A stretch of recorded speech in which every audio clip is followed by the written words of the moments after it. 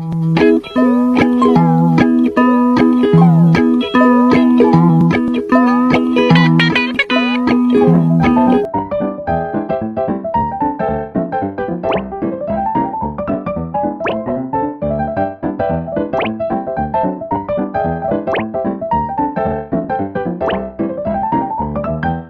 day everyone, today I will be introducing our experiment about the hydraulic jump. A hydraulic jump happens in an open channel when water changes from a supercritical flow to a subcritical flow. During this process, the water level suddenly rises and creates turbulence. This turbulence helps reduce the water speeds by dissipating its energy. In our experiment, we produce a hydraulic jump using a rectangular tube with a sluice gate and tailgate. We then collected data to calculate different hydraulic parameters such as specific energy loss, head loss, and separation loss. This result helps us to better understand the behavior and characteristic of a hydraulic jump. So, the objective of this experiment are to investigate the characteristic of a hydraulic jump produced when water flows beneath an undershoot wheel and to observe the flow patterns obtained. Hi everyone, let's dive right into the core concept behind this experiment, the hydraulic jump. If you take a look at the diagram in figure 1, a hydraulic jump basically happens when 4 shallow waters suddenly hit a wall of slower and deeper water. In engineering terms, we say the flow shifts abruptly from supercritical to subcritical. When this transition happens, the water surface does not just rise smoothly, it shoots up violently and creates a lot of turbulence. Because that transition is so chaotic, it acts as a massive rate, causing a huge loss in energy heat. Now, why do we actually care about this in civil engineering? Well, we use this phenomenon to our advantage all the time. It's worked as an energy dissipator for structures like dams and spillways. By internationally forcing a hydraulic jump, we can kill off that dangerous kinetic energy before the water hit the riverbed downstream, saving our infrastructure from severe erosion. But here is the catch, a jump will not just happen on its own. It has to meet very specific Froude number condition. The upstream Froude number must need to be 1.7 or higher, while the downstream Froude number typically settle around 0.6 or lower. Moving on, let's look at how we actually calculate and analyze what's happening during this jump. We rely on 4 main equations in the lab. First, to even figure out what kind of jump we are dealing with, we calculate the Froude number using this formula. Next, to see how much energy the water holds both before and after the jump, we measure the specific energy, which looks like this. Third, to find out exactly how much energy was lost during that turbulent crash, we calculate the energy dissipated using the change in depth. And finally, we can estimate the actual rate of power lost inside the flume by using this power loss equation. Basically, this formula gives us the tools we need to classify the jump and measure just how efficient our system is at destroying that excess kinetic energy.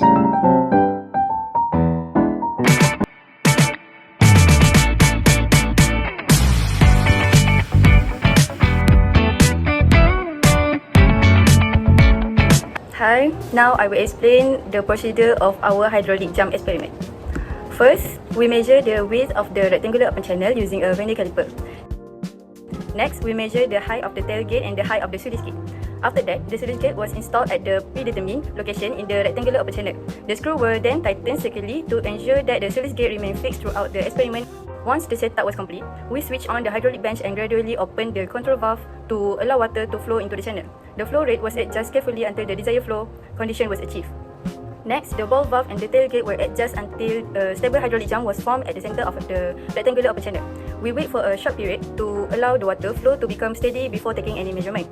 After the flow was stabilized, we measure the upstream depth and the downstream depth of the hydraulic jump using a point gauge.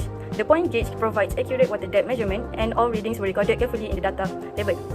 Then, the flow rate was determined by collecting a fixed volume, which is 5 liters of water in the hydraulic bench measurement tank while recording the time taken using a stopwatch. Finally, the entire procedure was repeated for different flow rate by adjusting the control valve. For each flow rate, the upstream depth, downstream depth, and discharge were measured and recorded. I will continue presenting our experimental result and sample calculation for our open channel flow lab. Starting with our data set, the fixed parameters for our experiment included a flume width of 7.7 cm and sluice gate height set constantly at 2.4 cm. We conducted our test using 3 different tailgate heights, 9.1 cm, 4 cm, and 6 cm. For each configuration, we collected data across 2 distinct trials while maintaining a constant water collection volume of 5,000 ml. In this table, you can see our recorded times alongside the measurements for initial water depth H, upstream depth H, and downstream depth H2. These variables form the foundation for all our subsequent calculations. The comprehensive results table containing flow rate Q, velocities, Froude numbers, head loss, power loss, and hydraulic jump generation status. Moving on to our compiled result, using our data, we calculated the flow rate Q, the velocities before and after the gate, V1 and V2, as well as their corresponding Froude numbers FR1 and FR2. Additionally, we determined the total head loss and power loss for each trial. An important objective of this experiment was to observe the conditions required to generate a hydraulic jump, based on the criteria that a hydraulic jump occurs if the upstream front number FR1 is greater than or equal to 1.7 or the downstream front number FR2 is greater than or equal to 0.6. To understand this result were achieved, let's walk through the sample calculation using the data from our first trial. Firstly, we calculate the discharge or flow rate Q, which is simply the volume divided by time. Converting our 5000 milliliters to cubic meters gives us 0.005 cubic meters. Dividing this by our trial time of 3.85 seconds yields a flow rate of 0.0013 cubic meters per second.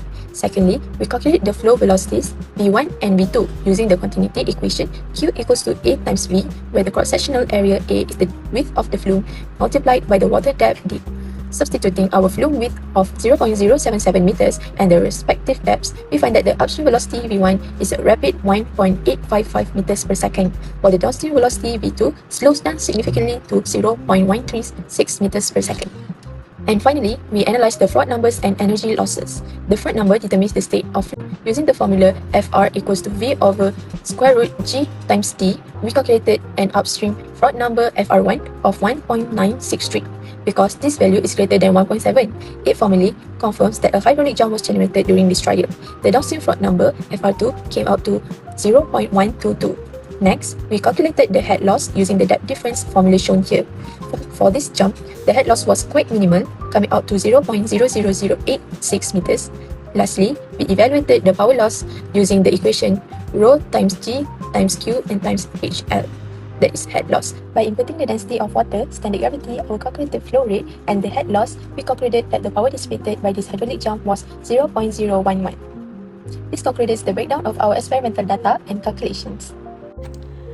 So now we move on to our discussion. This experiment looked at how water moves in a channel and what caused a hydraulic jump, which is a sudden rise in water level. The results show that a hydraulic jump only happens when the Froude number is high enough, specifically Froude number 1 more than equal to 1.7 or Froude number 2 more than equal to 0.6. In our test, this only happened in the first trial. In the other trial, the water didn't move in a way that created this jump. By adjusting the tailgate height significantly affected water depth, flow velocity, and the resulting Froude number. A hydraulic jump acts an effective way to dissipate energy, which is crucial for preventing damage in structures like dams. For instance, we measure a power loss of 0.011 in our successful trial. While minor error from difficult manual measurement, water fluctuation or friction may have occurred. The experiment successfully demonstrates the relationship between speed, depth, and energy in open channel flow. Okay, so that's all for our discussion. To wrap things up, let's look at the main conclusion from our experiment. First, we completely achieved our core objective. We successfully mapped out the characteristic of hydraulic jump, and we saw firsthand and his unit flow pattern only show up when the upstream flow is supercritical, meaning a Froude number greater than 1.0. Specifically, we hit the sweet spot at a flow rate of 0.0013 cubic meter per second, where our upstream Froude number reached 1.963. This brings us to our Froude number classification. Our data perfectly back up the theory. A true hydraulic jump only generate when our upstream Froude number was 1.7 or higher, which we record in our first row of data. For every other flow rate we test, the upstream water stay subcritical with a Froude number under 1.0, and as expected, no jump form.